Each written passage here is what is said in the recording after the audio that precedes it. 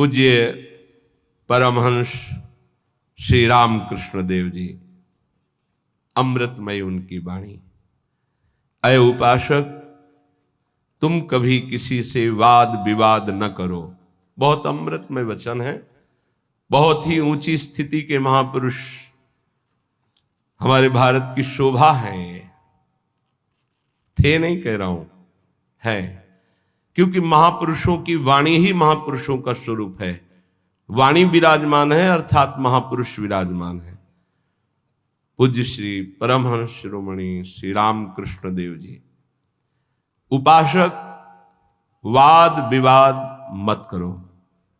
जिस प्रकार तुम अपने इष्ट देव को, अपने धर्म को दृढ़ विश्वास के साथ पकड़े हुए हो और महान मानते हो, ऐसे ही कोई दूसरे धर्म का उपासक अपने इष्ट देव को और अपने धर्म को महान मानता है। इसलिए तुम अपने धर्म को महान करके दूसरे को नीचा दिखाने वाला वाद विवाद मत करो। कितना सुलझा हुआ स्वरूप महापुरुषों का। केवल वाद विवाद से तुम अपने धर्म और इष्ट देव को खो दोगे।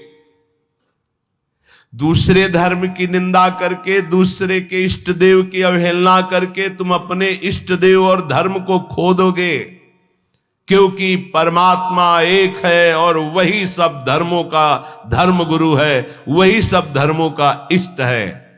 परमहंस शिरोमणि श्री रामकृष्ण देव जी के वचन। किसी की निंदा अवहेलना नहीं करनी। एक बार एक महात्मा किसी नगर में से होकर जा रहे थे। संयोगवशात एक दुष्ट आदमी सामने से आया और वो क्रोधित होकर पीटने लगा। बहुत मारा महात्मा को, मूर्छित हो गए महात्मा, इतना मारा। बहुत दुष्ट स्वभाव के भी होते। वो जमीन पर गिर गए। मारने वाला चला गया। कुछ श्रद्धालु आए, उनकी बड़ी सेवा की।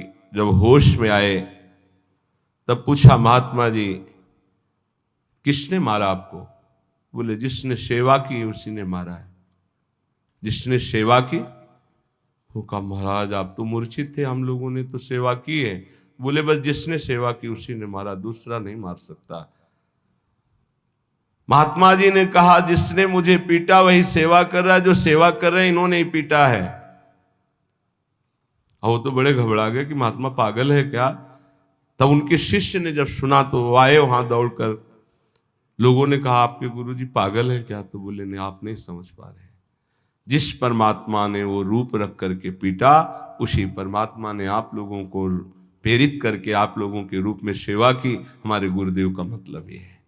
भाव ये, आपके साथ जो निंदा अपमान तिरस्कार कर रहा है वो आपका आराध्य देव दूसरा नहीं है, वही आराध्य देव है। तुम्हारे किसी कर्म का मार्जन कर रहा है, ध्यान रखना। अब आगे बिल्कुल सुलझी हुई एक एक बात है। सच है कि उस दुष्ट में भी परमात्मा है। सच है कि व्याघ्र में भी परमात्मा है। पर हम महात्मा को तो गले लगा सकते हैं, लेकिन व्याघ्र को, सिंह को गले नहीं लगा सकते। ऐसे ही हम मानते हैं कि दुष्ट में परमात्मा है, पर दुष्ट पुरुष में विद्यमान परमात्मा को केवल भाव द्वारा प्रणाम करके उससे संभाषण और संग कदापि उचित नहीं है। जैसे सर्प में भी परमात्मा है, सिंह में भी परमात्मा है, तो उसे गले नहीं लगा लेंगे।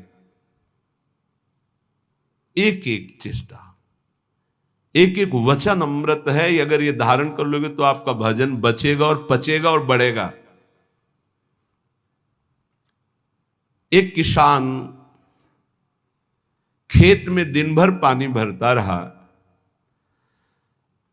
जब सायंकाल हुआ तो उसमें पानी एक चुल्लू भी नहीं टिका। वो बहुत परेशान हो गया। मेड़ ज्यों की त्यों सब ठीक थी। फिर उसने देखा तो चूहों ने छेद कर रखा था जगह जगह, कई जगह मेड़ में। वो छेद से बाहर जा रहा था। उपासक समझे, पूरा जीवन साधना करते हो जाता है, लेकिन साधन संपत्ति एक चुल्लू भी नहीं बचती। किनकी? जिनके इंद्री रूपी चूहों ने छेद कर दिया है हृदय रूपी घर में। क्या? कभी ये भोग, कभी वो भोग, कभी वो भोग। जो अपनी इंद्रियों को भोगों के संयोग में मनोरंजन करते हैं और साधना भी करते हैं, तो पूरे जीवन की शाम हो जाती, पर उनके हृदय रूपी खेत में एक चुल्लू भी साधन नहीं बचता, सब क्षीण हो जाता है। रामकृष्ण देव परमहंस जी कह रहे हैं, जब उपासक इंद्रियों के बिलों को बंद कर देता है, फिर कीर्ति की इच्छा उसके अंदर जागृत होती है, तो ये मेड़ टूट जाना होता है। अगर मेड़ टूट गई तो भी बड़ी जल्दी धारा बाहर निकल जाएगी खेत से जल की। कीर्ति की चाह उत्पन्न होती कि मेरा यश हो जाए, गई जीवन की भजन संपत्ति कीर्ति की चाह में गई। कीर्ति भजन को छीण कर देती है। यदि आपके अंदर चाह नहीं हो, इष्ट के द्वारा कीर्ति होती, जैसे सेवक जी महाराज कह रहे हैं, जय जय श्री हरिवंश नाम गुण गाई है, उसके लिए कहा कि बिस्तरे सब जग विमल कीरति साधु संगति। विमल कीरति वो उसके भजन का नाश करने वाली नहीं होगी, क्योंकि इष्ट के द्वारा होती है। कीर्ति की चाह मानो उस किसान की मेड़ टूट जाना है, अर्थात उस साधक का बांध टूट जाना है साधना का।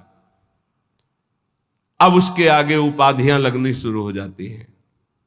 ये बड़ा उपद्रव है उपाधियां। सरकार, भगवान, अवतार, न जाने क्या क्या, ये बिल्कुल नहीं स्वीकार करना चाहिए, बिल्कुल स्वीकार नहीं। सरक जाओगे सरकार कहलाने से। बहुत माया विचित्र है, बहुत विचित्र, बहुत सावधान। ये महापुरुषों की बातें हैं। अब साधक की जहां कीर्ति रूपी मेड़ टूटी, बंधी, घाव हो गया वहां से। ये बालू का बांध है। ईश्वर की जितनी आराधना चिंतन सब गया, वो अपनी कीर्ति का स्मरण करके वो भूलना शुरू हो गया। प्रभु का अहंकार जो मिटाना था वो फिर बढ़कर वैसे ही तैयार हो गया। इसीलिए जन्म भर उपासक को सावधान रहना चाहिए, ना इंद्रियों की विलासता और ना कीर्ति और ना किसी तरह की सिद्धि की वृत्ति। सिद्धि भी बहुत बाधक होती है, भगवत प्राप्ति में बहुत बाधक। मन की बात जान, दुनिया का सब एक से एक अलग अलग क्षेत्र सामने का, एकाग्र दृष्टि से देख के संकल्प कर हिल नहीं सकता एक कदम। जैसा चाहे जितना हो उसकी आज्ञा का पालन करेगा ही करेगा। ऐसी बहुत सी, वे तो गुरुजनों की कृपा से इन खाइयों को नांगा जाता है। बिल्कुल दैन्य, बिल्कुल दैन्य। भरी सभा में नीच पुरुष द्वारा पिट जाने पर भी किसी भी तरह का कोई भी भागवतिक प्रभाव न प्रकट करना, साधारण आदमी की तरह शांत एकदम, ये असाधारण क्षमता होती है। क्यों सह जाए? सामने वाला जब इतना कर रहा, भगवान ने हमको तेज दिया, बल दिया है, क्यों सह जाए? बोले एक भाई अपने मुखौटे को लगाकर सिंह का और अपने घर में गया तो घर वाले एकदम भयभीत हो गए, लेकिन उसकी बहन ने उसको मुखौटा लगाते हुए देखा था। वो नजदीक गई और मुखौटे में थप्पड़ मारा, चल, और उतार के रख दिया। रामकृष्ण परमहंस देव जी कह रहे, समझे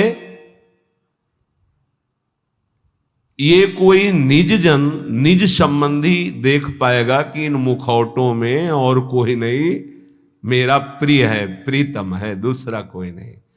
ये जो गाली दे रहा है, जो अपमान कर रहा है, जो पीट रहा है, वो मेरा प्रीतम है जिसकी मैंने आराधना की है। वो किस लिए पीट रहा है? जैसे कुम्हार अपनी मटकी को पीट के देखता है, ठीक है, खरी है, कहीं से फूटी नहीं है, मजबूत है, इतना वार सह सकती है, तैयार रहो। भगवान ऐसा लीला करते हैं, पक्का अपनी मटकी को बजवाते हैं, बड़े जोर से बजाते हैं। जैसे कुंभकार बाजार में मटकी रखता है, सिक्के से बजाता है, हाथ से बजा के दिखाता है, फिर कहता है इतने रुपए की है।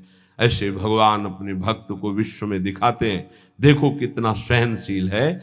मुखौटा कोई भी हो सकता है, ध्यान रखना, मुखौटा कोई भी हो सकता है, पहचानना आपको है। घर वाले भयभीत हो गए, लेकिन बहन भयभीत नहीं हुई, क्योंकि उसने देखा मेरा भाई मुखौटा लगा रहा सिंह का।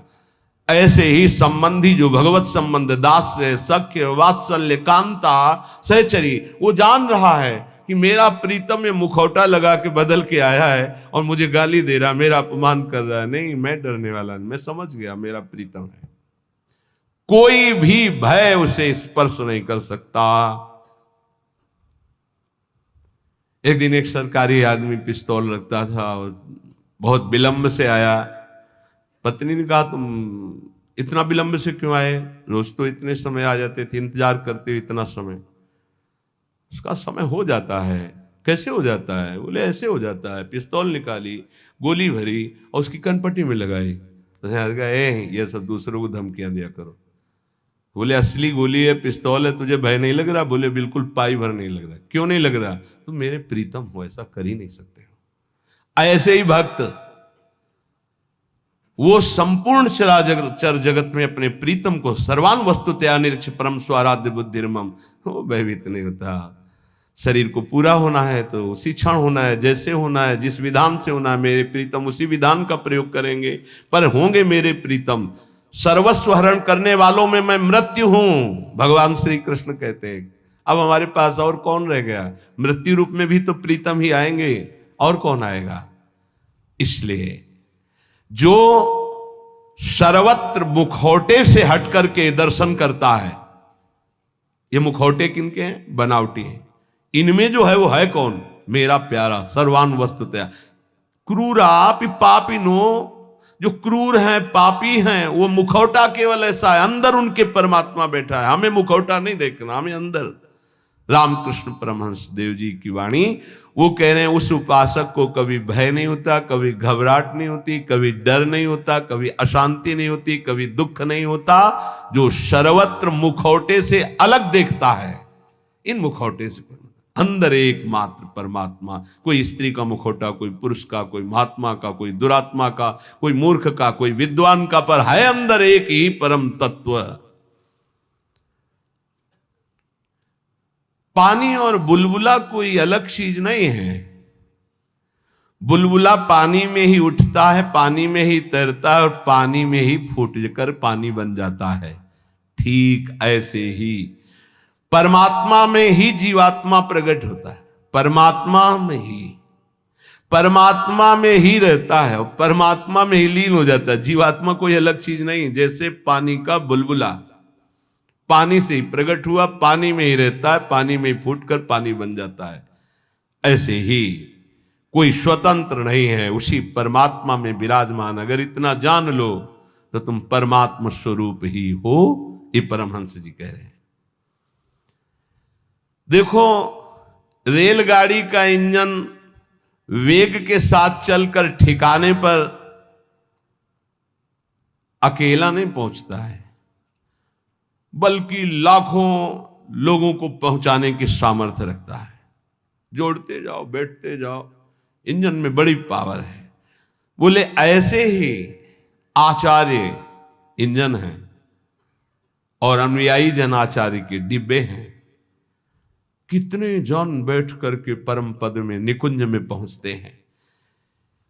कभी भी ये नहीं सोचना चाहिए कि इतने लोगों का उद्धार कैसे हो जाएगा, इतने लोगों का कल्याण कैसे हो जाएगा। बहुत लोग जुड़े, कैसे कल्याण? तो बोले ईश्वरीय शक्ति इंजन है और वो शांत, वो गुरुजन डिब्बे के समान है। कनेक्शन इंजन से है तो इंजन में 2-4 लोग बैठते होंगे, लेकिन डिब्बे में 70, 80, 90, 100 ज्यादा भी बैठ जाते होंगे। जनरल में तो ज्यादा ही बैठ जाते, कुछ बैठे, कुछ खड़े, कुछ पूरा सब, और सब वहीं पहुंचेंगे जहां इंजन पहुंचेगा। बिना टिकट के होंगे तो 2-4 थप्पड़ लगेंगे, थोड़ा टैक्स लग जाएगा, पहुंचेंगे वहीं। नहीं, बीच में अगर हो गया तो फिर उतारे भी जा सकते, उपद्रव होने पर, टिकट ना होने पर, पैसा ना होने पर उतार। इसलिए राधा राधा पैसा इकट्ठा कर लो, परम धन राधा नाम आधार। अगर जल्दी जल्दी में टिकट नहीं खरीद पाए हो तो थोड़ा ज्यादा लगेगा, पर राधा राधा राधा राधा पहुंच वहीं जाओगे। बात हमारी मान लेला। टिकट क्या है निकुंज की? ये जो मंत्र है, आचार्य संबंध है, आचार्य शरणागत ये टिकट है। और जनरल में क्या है, राधा राधा राधा राधा राधा राधा, जैसे सब जप रहे हैं तो बैठ सब गए हैं गाड़ी में, बीच में तुम्हारी चेकिंग भी होगी। बोले जल्दी में खरीद तो नहीं पाए, लेकिन एक राधा नाम की कीमत में पूरा त्रिभुवन बिक जाएगा। वो जो जांच करने वाले हैं वो कौन है, श्री जी के पार्षद ही हैं। ऐसे थोड़ी होता है कि आप श्री जी के पास सीधे डायरेक्ट पहुंच जाओ, ऐसा नहीं। तो राधा नाम जहां है ना वो सीधे। और जिनको सौभाग्य से कहीं ये जो निकुंज के गुप्त मंत्र मिल गए हैं, तो अब दुर्भाग्य है कि उनके अंदर ठसक ना आवे, नहीं तो पास हो चुका है, निकुंज का पास मिल चुका है, मानो सच्ची मानिएगा। सौभाग्य दुर्भाग्य में आप बदल रहे हैं कि आप मंत्र का चिंतन नहीं कर रहे हो, विषय चिंतन कर रहे हैं।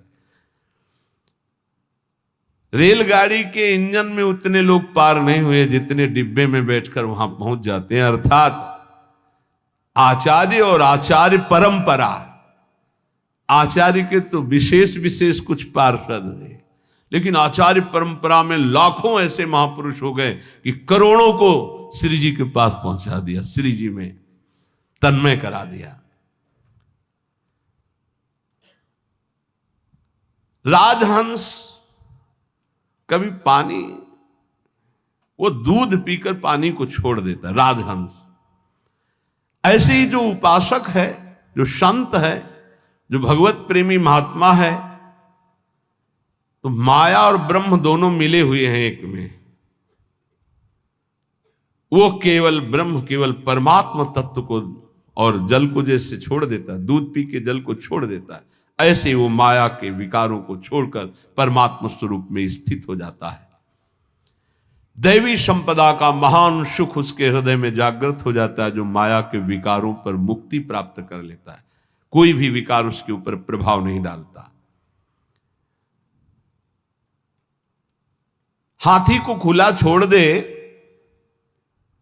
तो मनमानी आचरण करके वृक्षों को उखाड़ता है, तोड़ फोड़ शुरू कर देता है।